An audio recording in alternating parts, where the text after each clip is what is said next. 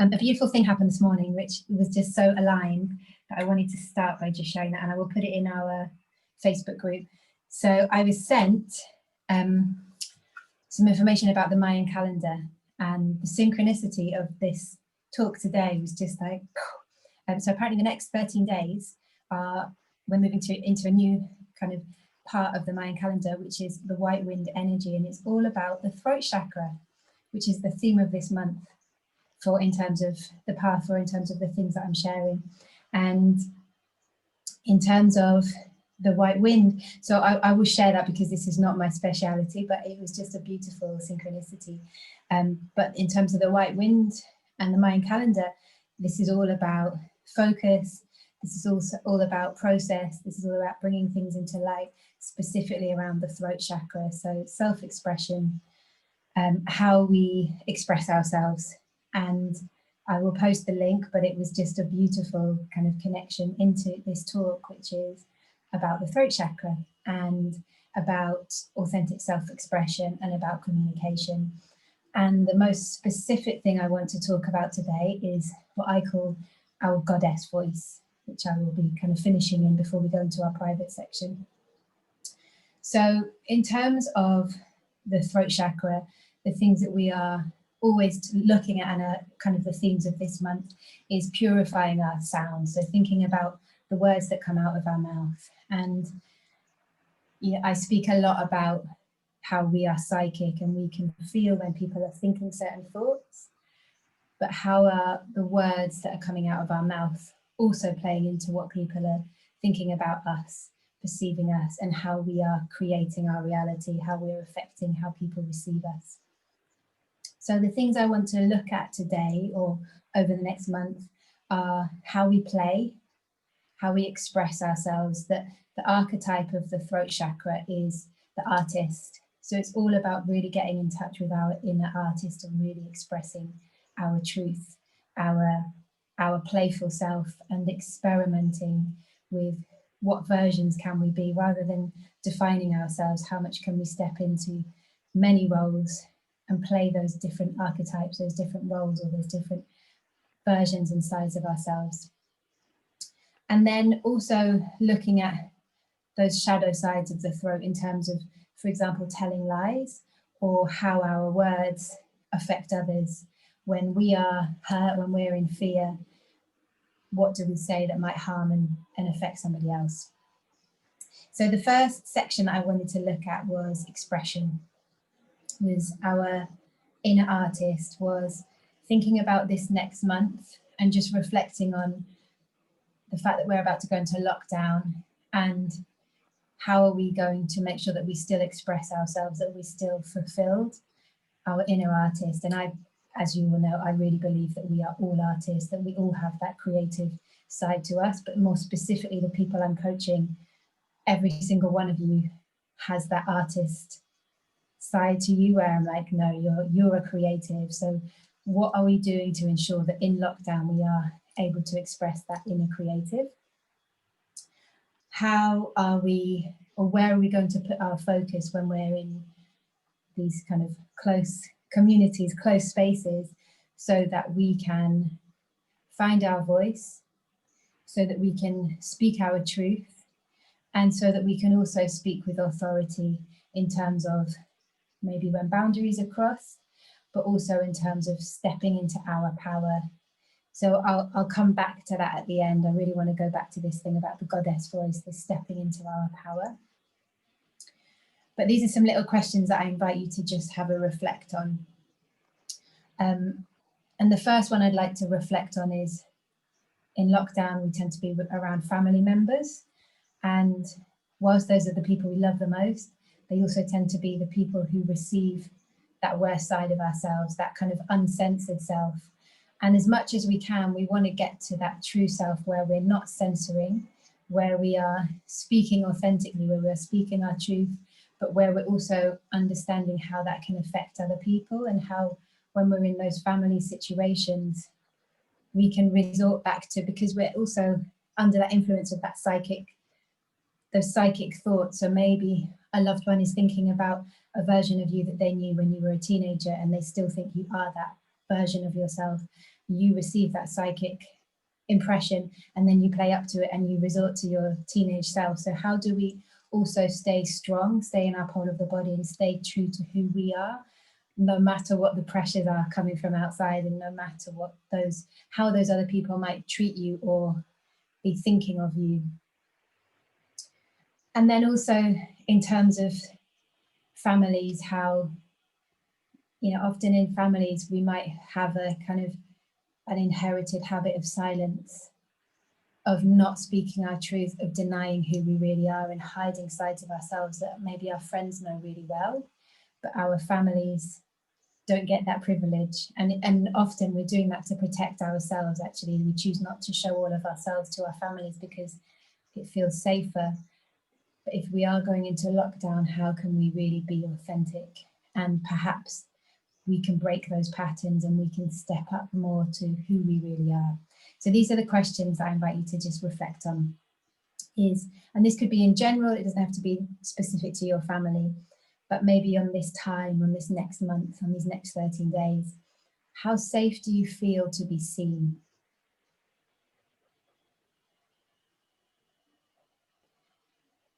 How safe do you feel to take risks?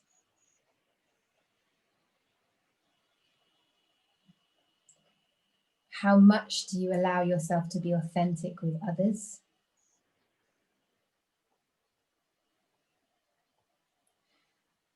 And how much do you express your boundaries?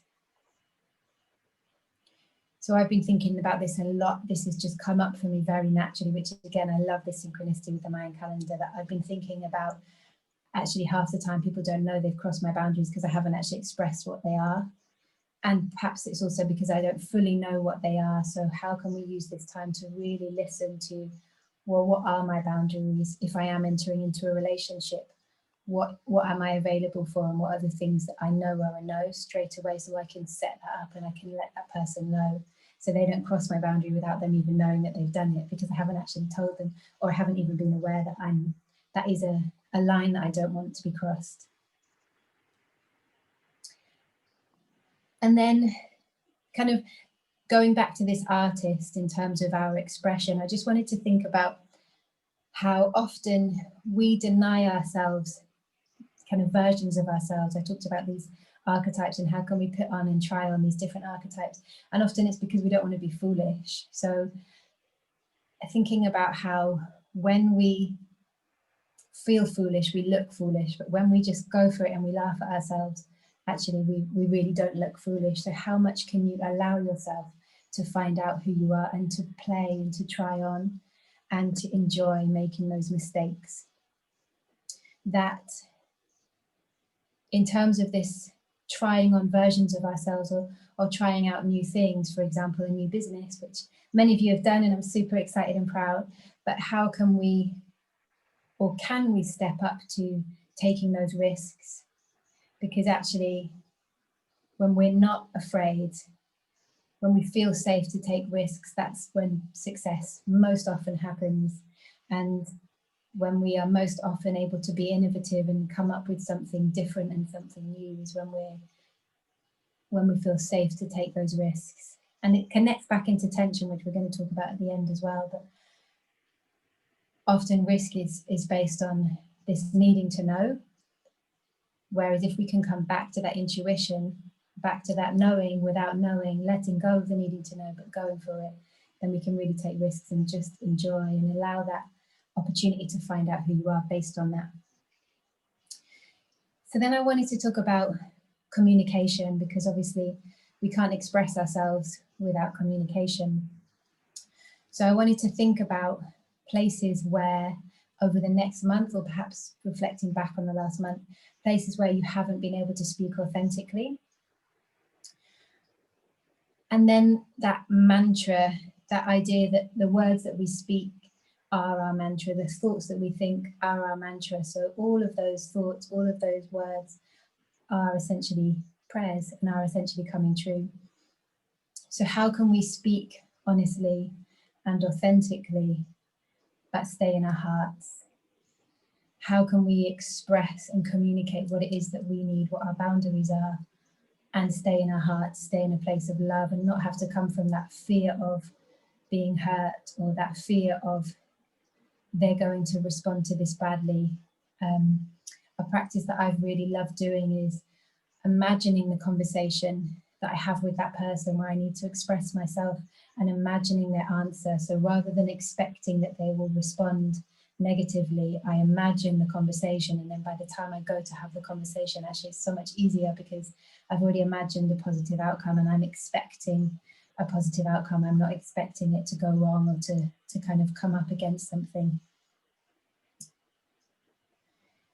So I wanted to share a little quote, but I'm just going to come back to the importance of listening, that communication is actually often about others. It's not about us. It's the art of listening. It's the art of seeing the other person, and that so often we come with this expectation that we need to communicate what it is that we need to say, but we're not. We're doing that based on the past or based on the future, on the idea we think that of how they're going to respond, or the past based on what we know or what they've done and how all of that pain. But we're not really listening in the present moment. So how much can we come here in the present and express from there? So here's the little quote I thought was so beautiful. It's by Hainginot. I've come to a frightening conclusion that I am the decisive element in life. It is my personal approach that creates the climate. It's my daily mood that makes the weather. I possess a tremendous power to make another's life miserable or joyous.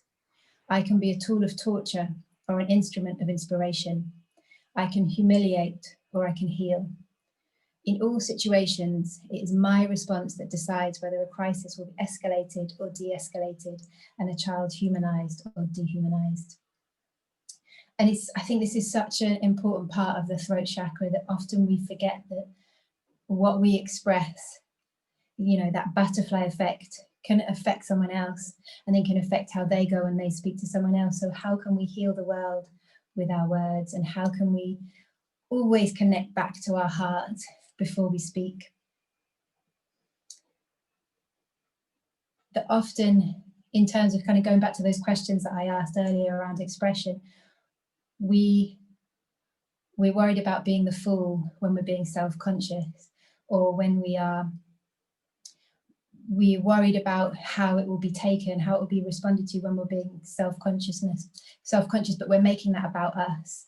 So can we make those conversations, those important moments of expression and of communication, be about the other person, rather than coming from a place of self-conscious? Can we come from a place of heart, and that you're actually being in service to them by being honest, by communicating authentically, by coming from your heart?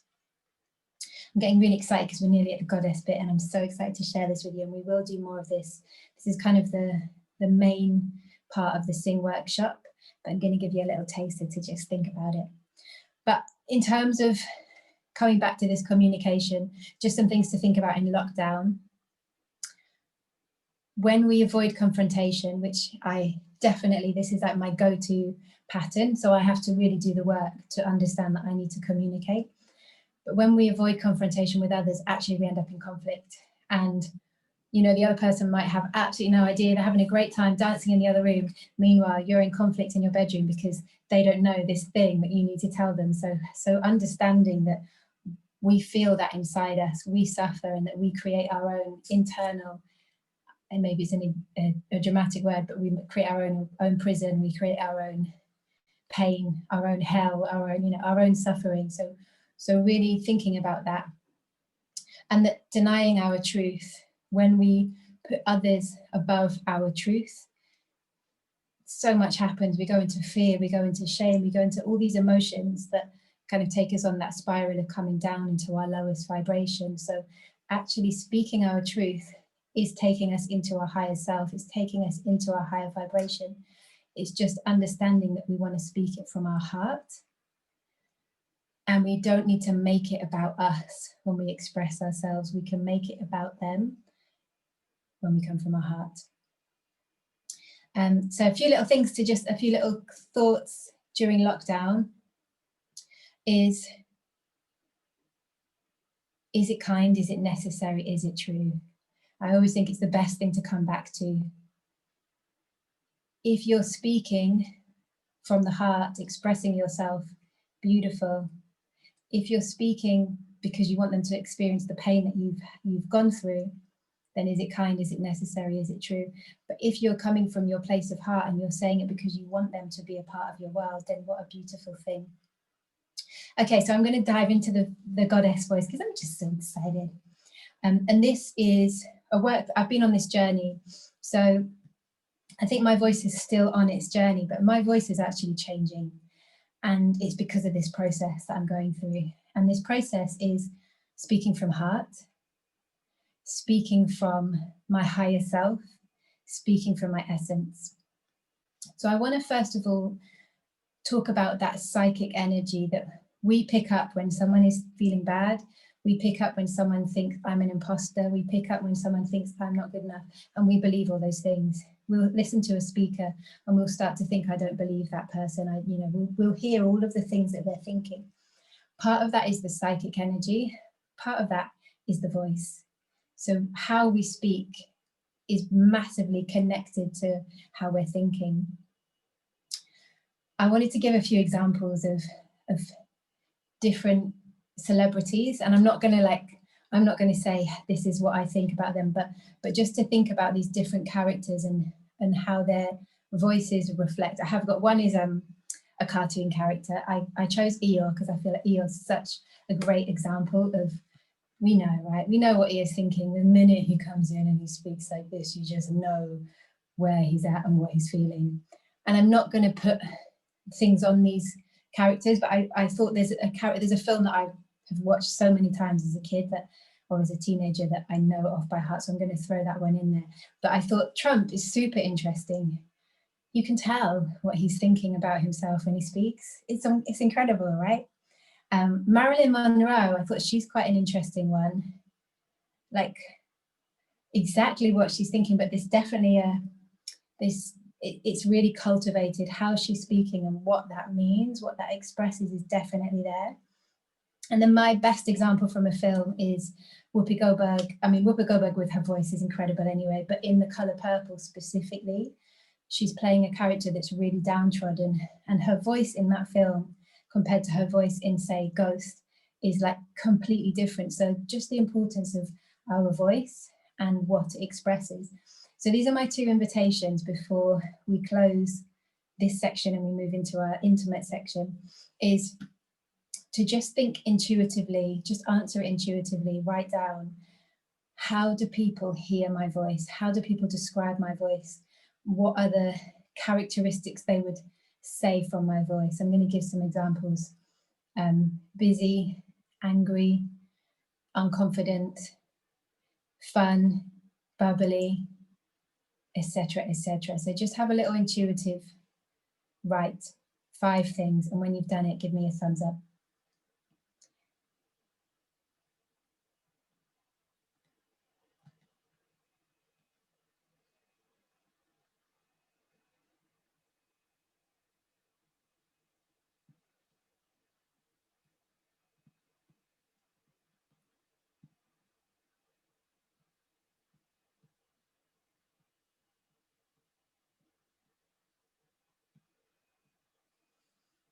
And I'm going to pretend that you've finished and ask the next question, which is, how do you want to be heard? What are the 5 words, descriptive words, that you would like people to describe you as? So I'm going to give an example. This is what I'm still in my training. I'm still on the journey, but goddess is definitely in there for my voice. I want to be described as a goddess. Authentic. Powerful.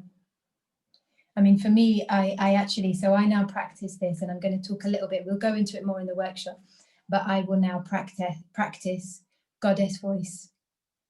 And I will often notice when I am not sure of myself, and I'm starting to spot the places where I will do it, where I will actually regress. I will go into my girly voice, my giggly voice, my doubtful voice, and I will notice it and I'll go, goddess. And there's something that happens, like the voice drops, everything is like, oh yes, I am I am a goddess and I'm going to speak from that place. So there's my offering.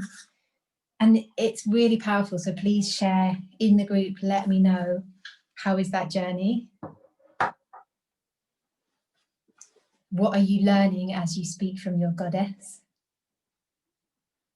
And now I'm going to open up the floor. So I want to talk attention. So thank you for listening. And now off with that, you can take off your microphones if you want to.